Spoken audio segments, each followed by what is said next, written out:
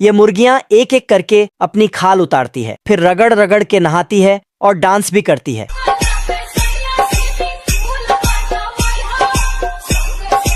बत्तख उनको नई खाल पहनाती है। रोटी खा लो। उसके बाद बत्तख उन सबको खाना देती है। ये देना। तो मुर्गियां उसे खाने लगते हैं। खाना होने के बाद बत्तख फिर सभी मुर्गियों को वापस घर लेकर आता है और रास्ते में उन सबको गाने भी सुनाता है। अच्छा, ठीक है। मुर्गियां घर के अंदर आती है तो बत्तख उनके लिए गाना बजाती है। मुझे जाने दो। गाना के साथ फुल जोश में तबला भी बजाता है।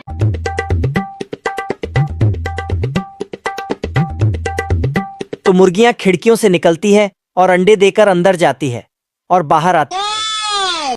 बवाल चीज है बे। साला बत्तख जितना जल्दी जल्दी गाना बजाती है, मुर्गियां उतनी जल्दी जल्दी अंडे देती है। ये मुर्गियां तो बहुत ही टैलेंटेड है।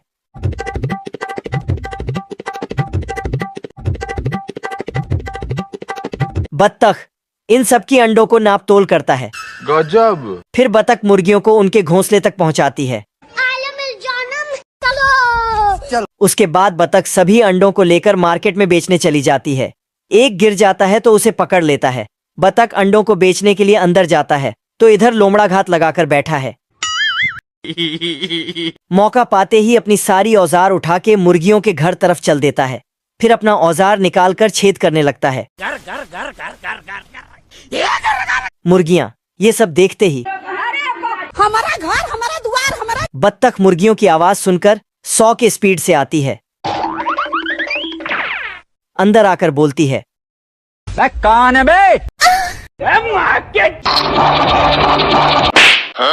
लेकिन बत्तख दौड़कर आकर देखा तो ये छपरी लोमड़ा है। अच्छा बेटे, टिकटॉकिए हो। चुपके से आगे आता है और उसके थैले से कुछ निकलता है।